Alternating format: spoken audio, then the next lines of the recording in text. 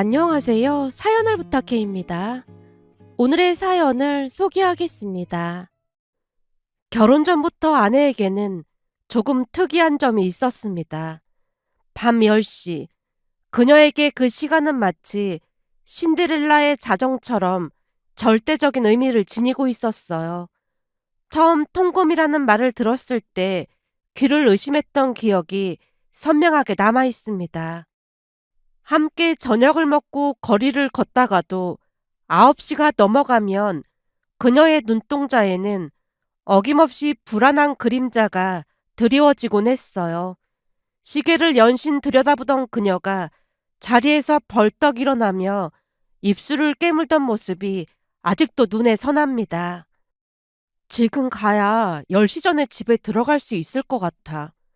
다급하게 내뱉는 그녀의 목소리에는 미안함과 조급함이 뒤섞여 있었습니다.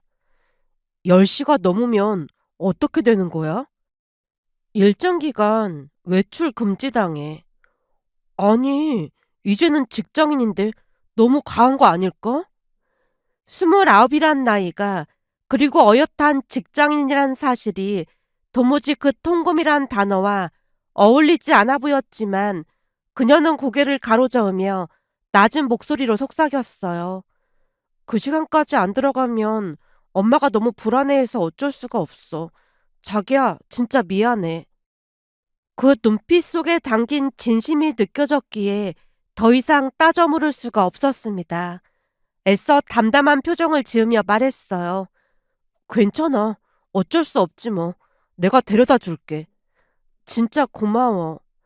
그녀의 얼굴에 번지던 안도의 미소를 뒤로하고 차를 몰아 그녀의 집 앞에 내려주었습니다. 그녀가 아파트로 들어가는 것을 확인한 뒤 휴대폰을 꺼내 같은 동네에 사는 친구 민수에게 전화를 걸었어요. 민수야, 혹시 나올 수 있어? 지금 어딘데? 아영이 데려다주고 출발하려고. 지금 가면 한 30분쯤 걸릴 것 같으니까 집 앞에서 간단하게 소주 한잔 하자. 차 세워두고 자주 가던 거기로 갈게. 알았어. 그럼 나도 슬슬 준비하고 나갈게. 잠시 후 허름하지만 정겨운 단골 식당에서 민수와 마주 앉았습니다. 김이 모락모락 피어오르는 어묵탕 사이로 초록빛 소주병이 놓였고 투명한 잔에 술이 찰랑거렸어요. 한 잔을 비우고 안주를 집어들던 민수가 문득 고개를 갸웃거리며 물었습니다. 근데 혹시 하영 씨랑 다툰 거야? 그런 거 아니야. 근데 그건 왜 물어? 민수가 젓가락을 내려놓으며 의아하다는 표정을 지었어요. 아니, 오늘이 크리스마스인데 나한테 연락했길래 이상해서 그렇지. 나야 솔로니까 집에서 빈둥대는 거지만 크리스마스인데 넌 당연히 하영 씨랑 시간 보낼 줄 알았거든. 근데 이 시간에 전화하니까 내 입장에선 놀랄 수밖에 없잖아. 물론 솔로인 나는 아주 고맙지만 말이야. 그제야 그날이 크리스마스란 사실이 새삼스럽게 다가왔습니다. 거리마다 반짝이던 조명들, 연인들의 웃음소리, 그 모든 것들 사이로 홀로 차를 몰아 그곳까지 왔다는 사실에 묘한 쓸쓸함이 느껴졌으니까요. 소주를 한 잔 들이키고는 조용히 입을 열었습니다. 민수야, 넌 통금 시간에 대해 어떻게 생각하냐? 통금 시간? 그게 뭔데? 말 그대로 통금 시간 말이야. 그러니까 가령 10시까지 집에 들어가야 한다 그런 거 말이야. 그게 왜 있는 건데? 잠시 망설이다가 털어놓았습니다. 사실 하영이네 집에 통금 시간이 있어. 민수의 눈이 휘둥그레졌어요. 뭐? 하영 씨 나이가 29 맞냐? 맞아. 근데 뭔 놈의 통금 시간이야? 그지? 뭔가 조금 이상하지? 민수가 고개를 절레절레 흔들었습니다. 당연하지. 학생도 아니고 29의 통금 시간이 웬 말이야. 그렇잖아도 나도 이상해서 물어본 것뿐이야. 진짜로 하영 씨네 집에 통금 시간이 있대? 지금도 10시 넘으면 안 된다고 해서 막 데려다주고 오던 길이었어. 민수가 탄식을 내뱉었습니다. 우와, 드라마 보는 것도 아니고 통금 시간이 웬 말이야? 요즘 세상에 그런 얘기는 살다 살다 처음 들었어. 그러더니 민수가 소주잔을 만지작거리며 저를 빤히 바라봤어요. 근데 지금 통금 시간이 문제가 아니라 앞으로가 더 문제 아니냐? 순간 그 말뜻을 이해하지 못하고 멍하니 있자 민수가 고개를 내저으며 말을 이었습니다. 잘 생각해봐. 통금 시간까지 있는 집안이면 얼마나 까다롭겠냐? 그런 집안일 경우 결혼하는 것도 보통 힘든 일이 아닐걸? 그런가? 당연하지. 딸을 얼마나 애지중지 키웠겠어. 그럼 보나마나 엄청 많이 따질 것 같은데 난 생각만 해도 끔찍하다. 민수가 혀를 내두르며 소주를 들이켰는데요. 그동안 이상하다고 느꼈던 감각이 틀리지 않았음을 확신할 수 있었습니다. 결국 입안에 맴돌던 말이 터져나왔어요. 그렇지. 조금 이상한 거지. 당연히 이상하지. 나이가 적은 것도 아니고 29의 통금이라니. 결혼까지 생각하고 만나는 거라면 진짜 잘 생각해야 해. 민수가 잔을 내려놓으며 진지한 표정을 지었습니다. 우리 회사 사람들 보니까 진짜 사랑해서 결혼했는데도 산다 만다 하는 사람들이 한둘이 아니더라고. 특히나 결혼해서 싸우는 대부분 이유가 뭔 줄 알아?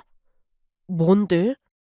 물론 당사자들 때문에 싸우는 경우도 많지만 의외로 가족들 때문에 싸우는 경우도 엄청 많더라고. 예전에는 남자 쪽 부모님 때문에 문제가 많았지만 요즘은 여자 쪽, 그러니까 장인 장모님 때문에 문제가 생기는 경우도 엄청 많더라고. 그게 다 내 자식만 귀하다고 생각하기 때문에 그런 거 아니겠어? 민수의 목소리가 한층 격해졌습니다.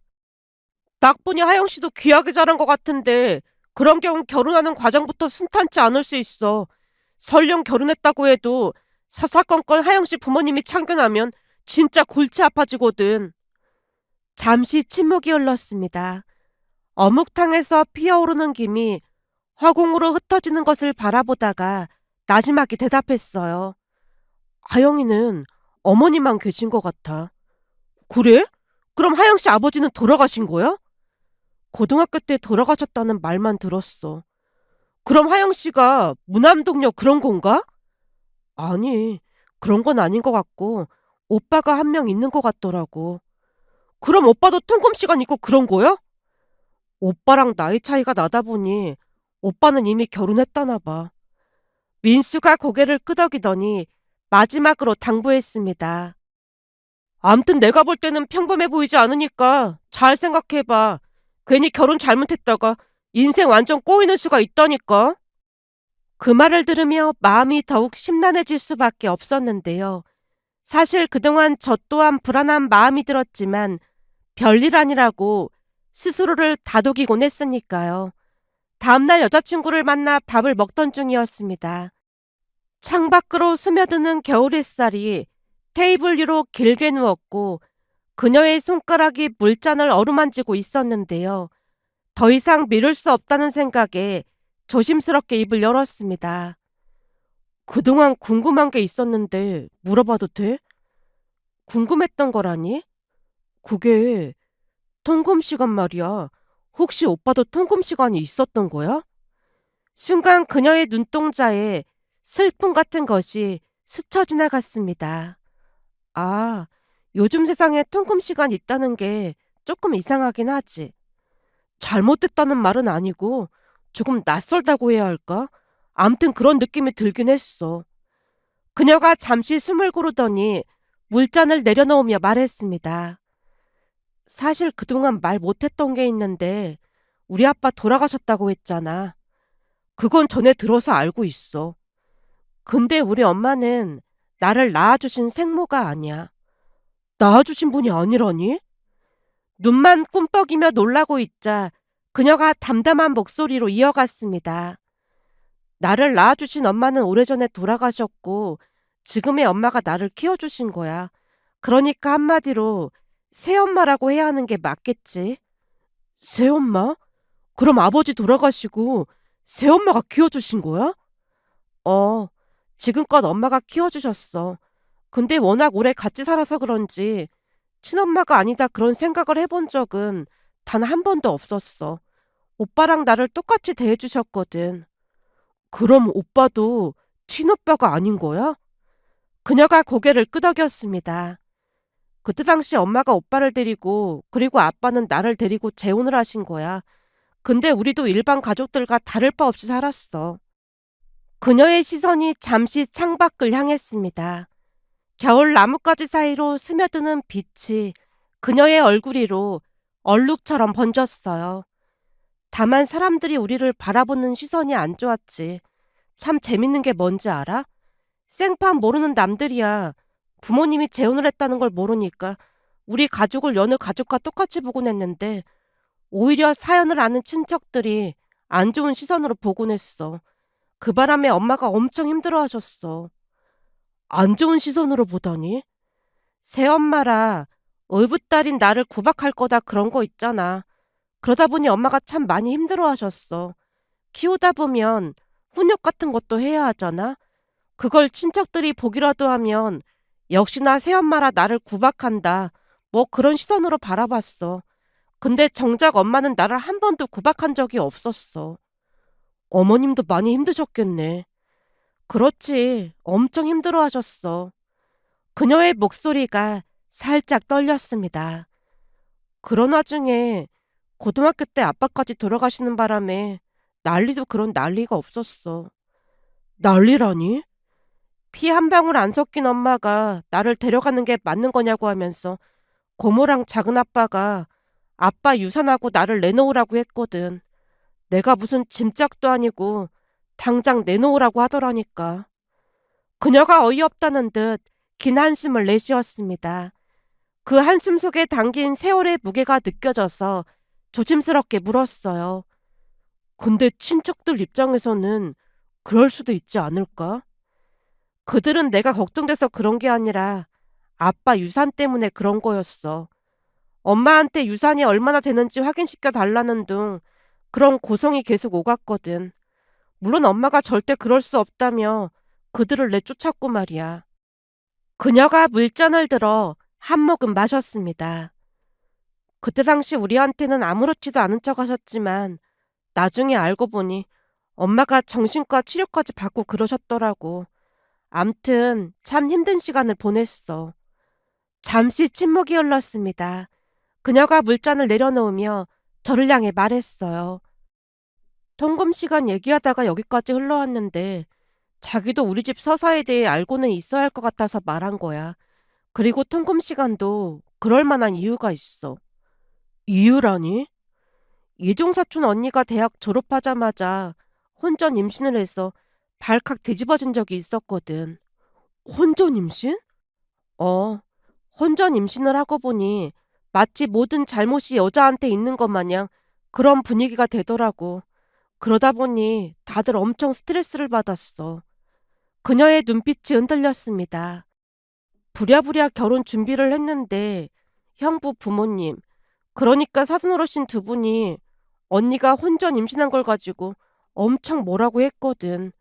그거 지켜보던 엄마가 나한테 절대 혼전 임신은 안 된다고 몇 번이나 당부를 했어. 우리가 친모녀 사이가 아닌 것도 흠이 될 수 있는데 혼전 임신까지 하게 되면 결혼 전부터 엄청 약점 잡힐 거라고 말이야. 그녀가 잠시 숨을 고르더니 말을 이었습니다. 그런 와중에 자기랑 만나고 있다고 하니까 엄마 입장에서는 더더욱 걱정이 됐던 모양이야. 만약 내가 혼전 임신이라도 하게 되면 주변에서 새엄마라 신경 안 써서 그런 거라는 말을 할 게 뻔하니까 그 모든 게 강박으로 이어진 것 같아. 그녀가 애써 미소를 지었습니다. 엄마가 너무 힘들어해서 엄마 마음이 편했으면 해서 나도 꼭 통금 시간을 지키게 됐고 말이야. 그런 사연이 있는 줄은 꿈에도 몰랐어. 혹시 우리 엄마가 새엄마라 동정심이 들고 그런 건 아니지? 그런 건 절대 아니야. 난 오히려 대단하다고 생각하는걸? 그렇잖아도 결혼 전에 다 말할 생각이었는데 적절한 시점에 말하게 돼서 다행이네. 그제야 그녀의 얼굴에 안도의 빛이 감돌았는데요. 예상치 못한 이야기에 크게 놀랄 수밖에 없었지만 그런 사연이 있다고 하니 통금 시간이 조금은 이해가 되었습니다. 누군가에게는 아무런 의미 없이 흘러가는 시간이었지만 그녀에게 그 시간은 엄마를 향한 사랑이었고 가족을 지키려는 묵묵한 헌신이었다는 생각이 들었는데요. 피 한 방울 섞이지 않았지만 자신을 친딸처럼 키워준 엄마, 그 엄마가 세상의 시선으로부터 받아온 상처들, 그리고 그 상처가 만들어낸 불안이 고스란히 느껴졌으니까요. 그 뒤로는 제가 먼저 나서서 통금 시간을 지켜주려 많은 노력을 기울였습니다. 9시가 되기 전에 먼저 시계를 확인하고 그녀보다 앞서 자리에서 일어나곤 했어요. 그 이후 우리는 1년 정도 더 만남을 이어갔고 마침내 평생을 함께하기로 결심했습니다. 양가 부모님께 인사드리던 날 떨리는 마음으로 장모님을 처음 찾아뵀는데요. 아내의 말처럼 장모님은 정말이지 너무나 좋아 보였습니다. 처음 만나는 사위에게 최선을 다하시는 모습이 고스란히 느껴졌으니까요. 손수 차려주신 밥상 위에는 정성이 가득 담겨 있었고 연신 괜찮느냐며 묻는 눈빛에는 따스함이 서려 있었습니다. 무엇보다 놀라웠던 것은 장모님과 아내 사이에 흐르는 공기였어요. 만약 두 사람의 관계에 대해 미리 듣지 못했더라면 전혀 알아채지 못했을 정도로 모녀 사이가 자연스럽고 다정해 보였습니다. 서로를 바라보는 눈빛, 대화 중에 툭툭 던지는 농담, 그 사이에서 피어오르는 웃음까지 오히려 함께 있던 형님이 의붓아들이 아닐까 싶은 생각마저 들 정도였으니까요. 우리 부모님께도 장모님에 관한 사실을 모두 말씀드렸습니다. 새 어머니라는 것과 피 한 방울 섞이지 않았지만 친딸처럼 키워오셨다는 것까지 말이죠. 부모님은 그다지 개의치 않는 모습이었어요. 오히려 엄마가 감탄을 했습니다. 그게 절대 쉬운 일이 아닌데 진짜 대단하신 분이네. 시간이 지나 상견례 날이 밝았습니다. 조용한 한정식 집에서 양가 부모님이 마주 앉으셨는데요.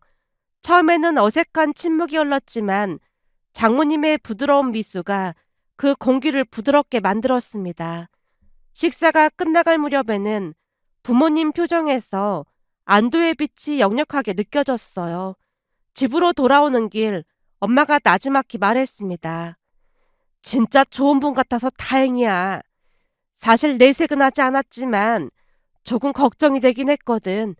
근데 정말 좋은 분 같더라. 사람들이 새엄마라고 하면 색안경부터 끼고 봐서 그런 거지. 장모님은 진짜 좋은 분 같아요. 그러니까 말이야. 세상에 그런 분 없으니까 앞으로 잘할 생각해. 알겠어요. 엄마의 당부가 가슴 깊이 스며들었습니다. 그렇게 우리는 축복 속에 결혼식을 올렸습니다. 하얀 웨딩드레스를 입은 아내가 버진로드를 걸어오던 순간 가슴이 벅차올랐던 기억이 지금도 선명하게 남아있답니다. 장모님은 연신 눈시울을 붉히셨고 형님도 환하게 웃으며 동생의 결혼을 축하해 주었어요. 하지만 아내의 말처럼 아내 쪽 친척분들은 그리 좋은 사람들이 아닌 듯해 보였습니다. 축하의 자리에 어울리지 않게 어딘가 불편한 기색을 감추지 못하는 분들이 눈에 띄었으니까요. 특히나 고모님이 식이 진행되는 내내 불만스러운 표정을 거두지 않았는데요. 입술을 앙다문 채 장모님 쪽을 헐끈거리는 눈빛에서 어떠한 감정이 읽혀졌습니다. 그것이 무엇인지 명확히 알 수는 없었지만 분명 축하하는 거리가 먼 미움과 가까운 감정임을 알 수 있었어요. 결혼식이 끝나고 하객들 사이를 누비며 인사를 드리고 있는데 아내가 우리 친척분들과 이야기를 나누고 있던 순간 고모님이 불쑥 다가왔습니다. 웃음기 하나 없는 얼굴로 저를 똑바로 바라보더니 단도직입적으로 말을 꺼냈어요. 저기 나 하영이 고모 되는 사람인데 전화번호 좀 알 수 있을까? 아, 네. 갑작스런 요청에 당황했지만 고모님의 부탁을 차마 거절할 수가 없었습니다. 고모님이 내민 휴대폰에 제 번호를 눌러드렸는데요. 고맙다는 말 한마디 없이 휙 돌아서더니 있던 자리로 돌아갔어요. 그 뒷모습을 바라보며 묘한 찝찝함이 스쳐 지나갔지만 큰일 있겠나 싶어 대수롭지 않게 여겼습니다. 결혼식이라는 기쁜 날, 굳이 불길한 상상을 할 필요가 없다고 생각했으니까요. 결혼이라는 새로운 삶의 문턱을 넘은 지 한 달 남짓 흘렀을 무렵이었습니다. 신혼의 달콤함이 아직 채 가시지 않은 어느 평일 오후, 회사에서 업무를 보고 있는데 낯선 번호로 전화가 걸려왔어요. 무심코 받았는데 수화기 너머로 익숙하지 않은 목소리가 흘러나왔습니다. 나 하영이 고모야. 결혼식 날 나한테 연락 잘 알려줬잖아. 순간 결혼식 날의 기억이 스쳐 지나갔습니다. 불만스러운 얼굴로 전화번호를 요구하시던 그 모습, 고맙다는 인사 한마디 없이 획 돌아서시던 그 뒷모습이 떠올랐어요. 안녕하세요, 고모님. 혹시 통화 가능할까? 그럼요. 편하게 말씀하세요. 왠지 모를 불길한 예감에 자리에서 일어났습니다. 동료들의 시선을 피해 휴게실로 발걸음을 옮겼고 문을 닫은 뒤에야 빈 의자에 몸을 맡겼어요. 창밖으로 스며드는 오후의 햇살이 무색하게 수화기 너머에서는 서늘한 공기가 흘러나오는 듯 했습니다. 사람이 인사성도 참 밝고 인상도 좋아 보이던데 앞으로 참 골치 아프겠어. 네? 그게 무슨 말씀이세요? 느닷없는 말에 미간이 찌푸려졌지만 고모님은 아랑곳하지 않고 말을 이어갔어요. 원래 이런 얘기는 만나서 하는 게 맞는데 하영이 엄마가 보통 얘기가 아니라서 내가 자네 만났다고 하면 난리칠 게 뻔하거든. 그래서 전화로 간단하게 얘기할 거니까 잘 들어. 잠시 말이 끊겼어요. 수화기 너머로 물을 마시는 소리가 들려왔고 이윽고 고모님이 다시 입을 열었습니다. 하영이 엄마가 새엄마란 소리는 들었겠지? 네, 그 얘기는 이미 들었습니다. 그 여자가 보통 풀려시가 아니야. 못된 악녀라는 표현이 맞겠구만. 고모님의 목소리가 한층 높아졌습니다. 마치 비밀을 털어놓듯 그러나 그 안에는 도끼가 서려 있었어요. 내 동생 재산 전부 빼돌려서 지 아들한테 퍼주고 있다니까. 하영이는 그 뭐라더라? 그래, 가스라이팅. 하영이는 그 가스라이팅을 당해서 그 여자한테 놀아나고 있고 말이야. 내 동생이 남긴 재산을 전부 아들한테 넘길까봐 내가 잠이 안 온다니까. 그러니 앞으로 그 여자가 어떤 수작 부리는지 잘 감시해. 그 여자가 하영이랑 자네한테 돈을 뜯어낼 수도 있으니까. 귀를 의심할 수밖에 없었습니다. 도무지 믿어지지 않는 말들이 쏟아져 나왔으니까요. 그동안 제가 보아온 장모님의 모습과는 너무나 동떨어진 이야기였어요. 저기 고모님, 죄송한데 이런 말씀 듣기가 많이 거북합니다. 딱 보니 자네도 이미 그 악녀 말에 속아 넘어간 것 같은데 정신 바짝 차릴 생각해. 그 여자가 보통 얘기가 아니니까 말이야. 고모님의 말투에는 확신이 묻어 있었지만 그 확신이 제게는 오히려 낯설게만 느껴졌어요. 자네가 믿건 말건 상관은 없지만 나중에 땅을 치고 후회하지 말고 내 말 명심해야 할 거야. 그 여자가 보통 악녀가 아니라서 우리도 엄청 당했거든. 고모님이 잠시 숨을 고르더니 목소리를 한층 더 높였습니다. 내가 괜히 그러는 게 아니라 최근 들어 내 동생이 계속 꿈에 보여서 그래. 꿈에 나타날 때마다 눈물을 펑펑 쏟고 있는데 내 마음이 얼마나 불편하겠어. 그 말에는 진심이 담겨있는 듯도 했지만 어딘가 자기적인 느낌을 지울 수가 없었어요. 그러니까 혹시나 그 여자가 이상한 짓 하면 나한테 바로 연락할 생각해. 그리고 그 여자가 보통 얘기가 아니라서 내가 전화한 거 걸릴 수도 있으니까 내 전화번호는 저장하지 말고 다른 곳에 적어두도록 해. 오늘 찍힌 번호도 바로 삭제하고 말이야. 내 말 명심해야 해. 그 말을 끝으로 전화가 일방적으로 끊어졌습니다. 휴게실에 홀로 남겨진 채 한동안 멍하니 앉아 있었는데요. 창밖으로 여전히 햇살이 쏟아지고 있었지만 전화통화 내용이 머릿속을 어지럽혔어요. 재산을 빼돌렸다, 악녀다, 속아 넘어갔다.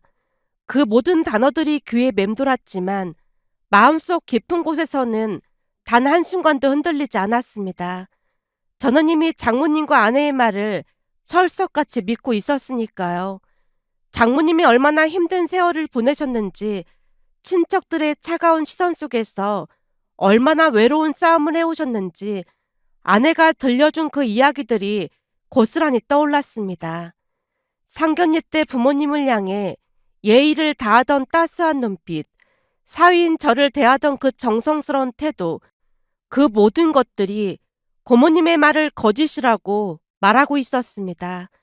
오히려 고모님의 전화가 아내가 했던 말을 증명해주는 것만 같았어요. 친척들이 얼마나 장모님을 색안경 끼고 바라보았는지, 얼마나 못살게 굴었는지, 결혼식 날 그 불만 가득한 표정이 떠오르며 씁쓸한 웃음이 새어나왔습니다.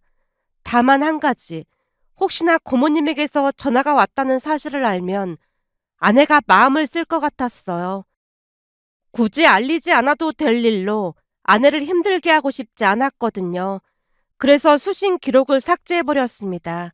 또한 전화번호는 저장하지 않았습니다. 고모님의 당부 때문이 아니었어요. 앞으로 그 번호로 통화할 이유가 전혀 없어 보였습니다. 그렇게 저는 그 전화를 잊기로 했습니다. 마치 한낮에 스쳐 지나간 불쾌한 바람처럼 신경 쓰지 않으면 그만인 것이라 여겼습니다. 하지만 돌이켜보면 그것이 시작이었는지도 모르겠습니다. 그 이후로도 고모님은 몇 차례 전화를 걸어왔습니다. 처음에는 건성으로 받아넘기곤 했어요. 형식적인 대답만 되풀이하며 빨리 통화를 끝내려 애썼지만 시간이 흐를수록 장모님을 향한 비난은 더욱 날카로워졌고 때로는 듣기 민망한 표현들까지 서슴지 않았거든요. 결국 고모님의 번호를 차단해버렸습니다. 더 이상 그런 말들을 듣고 싶지 않았으니까요. 차단 버튼을 누르던 순간 무거운 짐을 내려놓은 듯 홀가분해졌어요. 이제 그 불쾌한 목소리를 듣지 않아도 된다는 안도감이 밀려왔으니까요. 하지만 부정적인 말들을 수도 없이 들어서였을까요? 어느 순간부터 그동안 보이지 않던 것들이 눈에 들어오기 시작했어요. 마치 안개가 걷히듯 혹은 어두운 방에 불이 켜지듯 무심코 지나쳤던 장면들이 하나둘 드러나기 시작했다고 해야 할까요? 가장 먼저 눈에 띈 것은 형님네의 부재였습니다. 형님 부부는 처가를 거의 찾지 않았어요. 장모님 생신이 아니면 얼굴을 보기도 힘들었고 장모님께서 몸이 편찮으실 때도 병원에는 늘 아내가 모시고 갔습니다. 처가에 크고 작은 일이 생길 때마다 장모님은 형님네가 아닌 우리를 먼저 찾으셨어요. 처음에는 대수롭지 않게 여겼습니다. 형님네도 바쁘겠거니 하고 넘겼지만 한번 의식하기 시작하자 그 불균형이 점점 크게 느껴졌습니다. 시간이 지나 장인어른 기일이 다가왔을 때였어요. 제사 준비부터 뒷정리까지 모든 것을 장모님과 우리 부부가 준비했는데요. 전날부터 장을 보고 당일에는 이른 아침부터 처가에 도착해 음식을 만들었어요. 나물을 무치고 전을 부치고 탕을 끓이는 동안 형님네에게서는 연락 한 통 없었습니다. 속으로는 친아버지가 아니라 참석을 안 하는 건가 생각하고 말았는데요. 제사를 마치고 식사를 하던 중 아내가 장모님께 조심스럽게 말을 꺼냈습니다. 엄마, 오빠가 잡채랑 동태전 좋아하잖아. 내가 내일 가져다 줄까? 퇴근하고 잠깐 들러도 될 것 같은데. 장모님의 표정이 순간 굳어졌습니다. 됐어. 싹퉁 바가지들을 뭐하러 가져다 줘. 평소와는 다르게 단호한 목소리였어요. 아내가 난처한 표정을 지으며 달랬습니다. 엄마, 요즘은 며느리한테 제사 참석하라 마라 하면 큰일 난다고 했잖아. 김서방한테도 그냥 오지 말라고 한 건데 김서방은 자진해서 온 거야. 그러니까 그냥 내려놓고 살아. 누가 며느리 보고 오라고 했어? 나도 걔 얼굴은 보고 싶지도 않아. 어찌나 차가운지 옆에 있으면 한기가 느껴진다니까. 장모님의 목소리에 서린 냉기가 식탁 위로 퍼져나갔습니다. 근데 뭐가 불만이라는 거야. 네 오빠까지 꼼짝을 못하게 하니까 그렇지. 오빠까지 꼼짝을 못하게 하다니? 장모님이 슬쩍 제 눈치를 살피더니 목소리를 한층 낮추셨어요. 아침까지만 해도 네 오빠는 혼자라도 오겠다고 했거든. 근데 오후에 전화를 해서는 며느리가 집안일이 바쁘다고 가지 말라고 했다는 거야. 아버지가 지한테 얼마나 잘했는데 이따위로 행동을 할 수가 있어. 보면 볼수록 괘씸하다니까. 그걸 오빠가 고지고대로 말했단 말이야? 대충 둘러댈 생각을 해야지. 오빠도 참 답답하다. 암튼 갈수록 밉상이라니까. 장모님이 다시 한번 제 눈치를 보며 말을 멈췄습니다. 젓가락을 든 채 어색한 침묵 속에 앉아있노라니 마치 엿듣지 말았어야 할 대화를 엿들은 것 같은 기분이 들었어요. 집으로 돌아가는 길이었습니다. 어둠이 내린 도로 위로 가로등 불빛이 길게 늘어져 있었고 창밖 풍경이 쉼없이 스쳐 지나갔어요. 운전대를 잡은 채 조심스럽게 물었습니다. 장모님하고 형님네는 사이가 안 좋은가 봐? 아내가 창밖을 바라보며 대답했어요. 새언니가 워낙 까칠한 편이다 보니 엄마랑 사이가 안 좋은 편이야. 근데 나랑도 그닥 사이가 좋진 않아. 내가 오빠 친동생도 아닌데 왜 챙겨야 하나 그런 식이더라고. 그러니까 자기한테도 새언니가 호칭 말고 이름을 불러달라고 길길이 날뛰었잖아. 내 생각에는 우리를 가족이라고 생각 안 하는 것 같아. 그러니 엄마가 새언니를 안 좋아할 수밖에. 아내가 긴 한숨을 내쉬었습니다. 그 한숨 속에 담긴 무게가 느껴져서 더 이상 묻지 않았어요. 어둠 속을 달리는 차 안에 침묵만이 흘렀습니다. 그렇게 또다시 시간이 지나 장모님 생신이 다가왔습니다.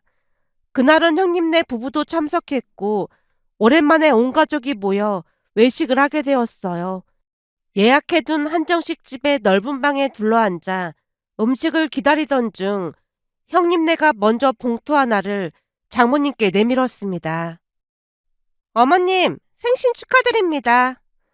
하지만 장모님이 웃으며 그 봉투를 도로 밀어내셨어요. 니들 먹고 사느라 힘들 텐데 용돈은 안 줘도 되니까 나는 신경 쓰지 말고 니들끼리 잘 살 생각해. 어머님, 그래도 생신이신데 용돈 받으셔야죠. 효준 씨가 형식적으로 권했지만 그 목소리에 진심은 담겨있지 않아 보였습니다. 아니야, 니들 먹고 살기도 힘들 텐데 내가 생일이라고 용돈 받는 게 말이나 되는 소리니. 오늘 참석해준 것만으로도 그저 고마울 뿐이니까 넣어두렴. 그래도 되는지 모르겠네요. 효진 씨가 말끝을 흐리면서도 재빠르게 봉투를 가져갔습니다. 효진 씨는 형님의 아내로 정식 호칭이 있었지만 그 호칭이 싫다며 제게 이름으로 부르라고 으름장을 놓은 적이 있었어요. 어찌나 펄쩍펄쩍 뛰던지 장모님과 아내도 원하는 대로 해주라고 해서 하는 수 없이 효진 씨라고 어색하게 이름을 부르게 되었습니다. 장모님은 효진 씨가 봉투를 챙기는 모습을 보면서도 아무런 내색을 하지 않았어요. 평소에는 형님네 부부 뒷담화를 종종 하셨지만 정작 마주 앉으면 상당히 눈치를 보는 편이었으니까요. 잠시 후 제가 조심스럽게 봉투를 드렸습니다. 그러자 장모님의 표정이 확연히 달라졌어요. 환하게 웃으시며 두 손으로 봉투를 받아들었습니다. 자네가 무슨 돈이 있다고 용돈을 이렇게 많이 넣었어? 그동안 장모님께 반찬도 많이 받아먹고 그랬는걸요. 항상 감사합니다. 그 반찬값이 얼마나 된다고 그래? 우리 사이가 능력이 있어서 돈도 많이 주고 아주 고맙다니까. 김서방, 고맙네. 잘 쓸게. 네, 장모님. 장모님이 제 봉투만 받으시는 모습을 보며 효진 씨가 의기양양한 표정을 지었습니다. 마치 자신이 승자라도 되는 양 입꼬리가 살짝 올라가는 게 보였어요. 그 이후 그 장면이 한참 동안 잊혀지지 않았는데요. 누가 보더라도 친아들과 의붓딸을 차별하고 있는 듯 해보였으니까요. 형님네에게는 용돈을 거절하시고 우리에게만 받는 모습에 묘한 불쾌감이 스멀스멀 올라왔습니다. 식사를 마친 후 형님네 부부는 곧장 집으로 돌아갔고 우리는 처가로 향했습니다. 거실에 앉아 차를 마시던 중 아내가 장모님께 물었어요. 오늘 엄마 생신인데 오빠한테도 돈 받지 그랬어. 뭘 돌려주기까지 하고 그래. 장모님이 찻잔을 내려놓으며 대답했습니다. 얼마 되지도 않는 돈 받아서 뭐 한다고 받겠어. 거기다 들어보니까 집주인이 전세금 올려달라고 한다나 뭐래나 앓는 소리를 하도 하길래 그냥 안 받았어. 누울 자리 보고 발 뻗는다는 말이 있듯이 엄마가 이러니까 세연이가 더 막무가내로 행동하는 거야. 아니, 이 사람 보고 이름을 부르라고 하는 게 말이나 되는 소리야? 다른 사람들이 보면 다들 놀라 자빠질걸? 그냥 각자 알아서 잘 살면 되는 거니까 신경 쓰지 말자. 장모님의 단호한 말에 아내도 입을 다물어 버렸습니다. 그 순간 다시 한번 묘한 감정이 밀려들었는데요. 다른 시각으로 보자면 친아들 부부와 우리를 차별하시는 건가 하는 생각이 스쳐 지나갔습니다. 그 뒤로도 서운한 일들이 적지 않았습니다. 하지만 내색하지 않으려 애썼어요. 아내를 많이 사랑했고 장모님도 진심으로 저를 아껴주신다는 것을 알고 있었으니까요. 가끔 스치는 불편한 감정들은 그저 제 마음속에만 묻어두기로 했습니다. 그러던 어느 날은 도무지 믿기 힘든 일이 벌어졌어요. 전세 만기가 코앞으로 다가왔습니다. 새로운 보금자리를 찾아 이곳저곳 발품을 팔았는데 주변 아파트 전세값이 하늘 높은 줄 모르고 치솟아 있었습니다. 그동안 모아놓은 돈으로는 턱없이 부족했고 대출을 더 받아야 하나 아내와 머리를 맞대고 고민하던 참이었어요. 그러던 어느 날은 장모님이 불쑥 집으로 찾아오셨습니다. 거실 소파에 나란히 앉아 차를 마시던 중 장모님이 먼저 입을 열었어요. 조금 있으면 이사해야지. 아내가 한숨을 내쉬며 대답했습니다. 그렇잖아도 이사하려고 알아봤더니 전셋값이 엄청 오른 거 있지. 아니 갑자기 이렇게 많이 오르면 우리 같은 직장인들은 돈을 어떻게 마련하라는 건지 모르겠다니까. 그래서 어떻게 할 참인데. 대출을 더 받든지 해야 하는데 만약 대출이 더 안 된다고 하면 월세로 들어가든지 해야지 뭐. 우리가 알아서 할 테니까 걱정하지 마. 지금 월세 들어간다고 하는데 엄마가 걱정을 안 하게 생겼어. 괜찮아. 우리가 알아서 할게. 제가 조심스럽게 말을 보탰어요. 장모님, 정 급하면 부모님이 도와주신다고 했으니까 너무 걱정하지 마세요. 그 말이 입에서 떨어지기 무섭게 장모님이 가방에서 무언가를 꺼내셨습니다. 통장 하나와 카드 한 장이 테이블 위에 놓였어요. 엄마, 웬 통장이야? 아내가 눈을 동그랗게 뜨며 물었습니다.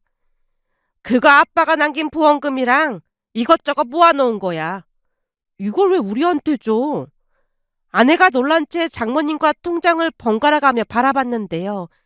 장모님 입에서 뜻밖의 말이 흘러나왔습니다. 편을 가르겠다는 건 아니지만 그 돈은 아빠가 남겨놓은 돈이야. 그 돈을 왜 나한테 주냐고. 그 돈은 너한테 가는 게 맞는 것 같아서 그래. 이 돈을 나한테 다 주면 엄마는 어떻게 살 건데? 아내의 목소리가 떨렸지만 장모님이 담담하게 대답했어요. 나를 뭘로 보고 그런 소리를 해? 엄마 노후도 다 준비해놓고 주는 거니까 아무 걱정하지 말고 그 돈으로 이참에 집을 살 생각해. 엄마, 우리 이 돈 못 받아. 전에 오빠가 이사 간다고 돈 빌려달라고 했을 때 엄마가 냉정하게 거절했잖아.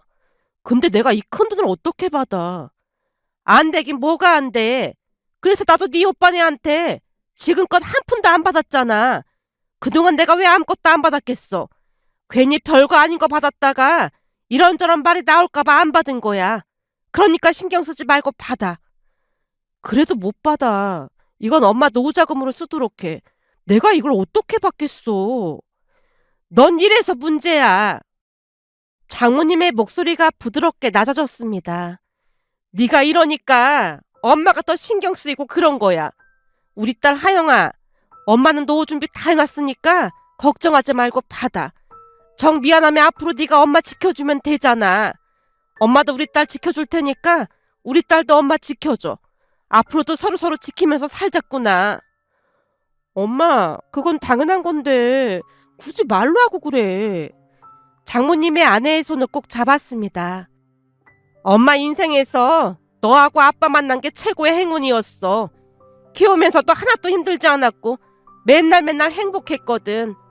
비록 너를 낳진 않았지만 넌 내 배 아파 낳은 자식보다 더 귀한 딸이야. 그 말에 아내의 눈에서 눈물이 비오듯 쏟아졌습니다. 그래도 우리가 이 돈을 어떻게 받아? 아내가 흐느끼며 말했지만 장모님은 오히려 미소를 지었어요. 네 고모랑 작은아버지가 유산 어쩌고 저쩌고 했잖아. 사실 나도 재혼할 당시 돈을 꽤 가지고 왔어. 장모님이 잠시 숨을 고르시더니 처음 꺼내는 이야기를 들려줬어요. 이 말은 처음 하는 건데 네 오빠 친부란 인간이 바람나서 이혼했거든. 상간녀한테 완전 미쳐있는 바람에 집이랑 이것저것 나한테 주고 이혼했어. 다행히 그 인간 집안이 돈이 좀 있는 집안이었거든. 그 아파트를 아직도 가지고 있었는데 그때에 비해 거기 집값이 어마어마하게 올랐더라고. 장모님 얼굴에 옅은 미소가 번졌습니다. 그때는 내 인생이 왜 이렇게 비참할까 싶었지만 지금 돌이켜보면 그때 그 인간이 바람 펴준 게 오히려 고맙다니까. 덕분에 착한 너랑 네 아빠 만나서 잘 살았거든. 장모님이 쓸쓸하면서도 담담한 표정을 지으며 계속 말을 이었습니다. 그러니까 엄마는 걱정할 필요 없어. 그 돈은 아빠가 남긴 돈이니까 하영이 너한테 가는 게 맞는 거야. 전혀 미안해할 필요 없어. 엄마는 그저 지금처럼만 이렇게 잘 지내면 아무 수언도 없으니까 걱정하지 마. 그리고 이런 얘기는 오빠한테 굳이 하지 말자꾸나. 결국 우리는 그 돈을 받아 집을 장만할 수 있었습니다. 시간이 흐를수록 장모님과는 더욱 가까이 지냈습니다. 자주 양가 부모님을 찾아뵀거든요. 그러는 동안에도 형님네 부부는 좀처럼 모습을 드러내지 않았지만 누구 하나 신경 쓰는 사람이 없었습니다. 그러던 어느 날은 반가운 소식이 찾아왔어요. 아내가 임신을 했습니다. 기쁨에 겨워 온 가족이 모여 축하 파티를 열었어요. 그런데 며칠 후 장모님이 또 다른 소식을 전해주셨어요. 들어보니 네 새언니도 임신을 한 모양이야. 출산일이 너보다 일주일 정도 빠르다고 하더구나. 그래? 신기하네. 아내와 저는 우연의 일치에 놀랐지만 장모님은 아무런 관심도 없어 보였습니다. 마치 남의 일처럼 무덤덤하게 말했어요. 그리고 얼마 후 두 사람은 비슷한 시기에 아이를 낳았습니다. 또다시 시간이 지나갔고 아내의 육아휴직이 끝나갈 무렵이었습니다. 복직을 앞두고 아이를 어떻게 할지 고민하던 어느 날 장모님이 먼저 말을 꺼냈어요. 내가 애기 봐줄 테니까 넌 걱정하지 말고 출근해. 엄마 힘들어서 안 돼. 내 손주 보는데 힘들 게 뭐가 있다고 그래. 그냥 보고만 있어도 행복한 걸. 애 때문에 회사 그만두지 말고 하고 싶은 거 다 하고 살아. 그래도 엄마가 너무 힘들 것 같은데. 아내가 몇 번이나 말렸지만 장모님의 마음은 굳건하기만 했습니다. 결국 아들을 장모님께 맡기기로 했어요. 하지만 그로 인해 문제가 생길 줄 누가 알았겠어요. 얼마 지나지 않아 형님 부부가 느닷없이 찾아왔습니다. 현관문이 열리는 순간 효진 씨 표정에서 심상치 않은 기운이 느껴졌어요. 눈에 힘을 잔뜩 주고 들어서더니 거친 말을 내뱉었습니다. 어머님, 제가 애기 봐달라고 했을 때는 절대 안 된다고 했잖아요. 근데 아가씨 애기는 봐주신다면서요. 장모님이 찻잔을 내려놓으며 물었습니다. 그게 뭐가 문제라는 거니? 아가씨 애는 봐주면서 우리 애는 절대 안 봐주겠다고 하시니까 문제죠. 그녀의 목소리가 높아졌지만 장모님이 평온한 얼굴로 대꾸했습니다. 그야 하영이는 내 딸이니까 친정엄마인 내가 봐주는 게 맞는 거지. 너도 정 맡길 데 없으면 사돈한테 맡아달라고 부탁해보던지. 원래 고부지간에는 서로 안 보는 게 상책인 거야. 그래서 지금껏 니들이 집에 안 와도 내가 아무 말도 안 했잖니. 근데 대체 뭐가 불만이라는 거야? 순간 그녀가 하지 말아야 할 말을 내뱉고 말았습니다. 어머님! 이 사람은 어머님 친자식이고 아가씨는 친자식이 아니잖아요. 순간 공기가 얼어붙었는데요. 장모님의 얼굴이 차갑게 굳어지더니 낮고 단호한 목소리가 터져나왔어요. 누가 친자식이 아니래? 난 우리 하영이를 단 한 번도 친자식이 아니라고 생각한 적 없다. 내 배 아파 낳은 자식보다 더 귀하게 키웠어. 근데 어디다 대고 막말을 하고 앉았어? 니들 얼굴 안 보고 살아도 되니까 두 번 다시 찾아오지 마. 그동안 얼굴 한 번 제대로 들이민 적 없으면서 아쉬우니까 찾아와서 뭐 하는 짓들이야? 당장 나가! 장모님의 얼굴이 무섭게 일그러지자 형님이 황급히 그녀를 데리고 집을 빠져나갔습니다. 그 이후로 형님네는 아예 발길을 끊어버렸습니다. 하지만 우리 중 그 누구도 그들에게 연락을 하거나 하지 않았어요. 오히려 그때부터 더욱 평화로운 시간들이 이어졌습니다. 양가 부모님을 챙기며 행복한 하루하루를 보냈으니까요. 얼마 전 장모님 생신을 맞이하여 온 가족이 제주도로 여행을 다녀왔어요. 그동안 아들을 돌봐주신 것에 감사한 마음을 담아 목걸이 하나를 선물해드렸습니다. 뭐 한다고 이런 비싼 걸 사고 그랬어? 그렇게 말씀하셨지만 장모님의 눈가에는 기쁨이 가득 담겨 있었습니다. 그 뒤로도 장모님은 그 목걸이를 항상 하고 다니셨어요.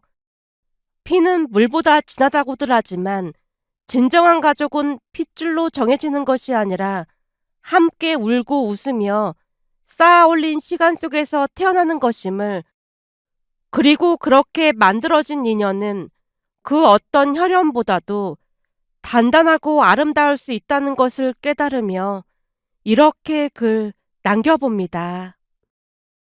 오늘의 사연은 여기까지였습니다. 즐겁게 보셨다면 구독, 좋아요 부탁드립니다. 고맙습니다.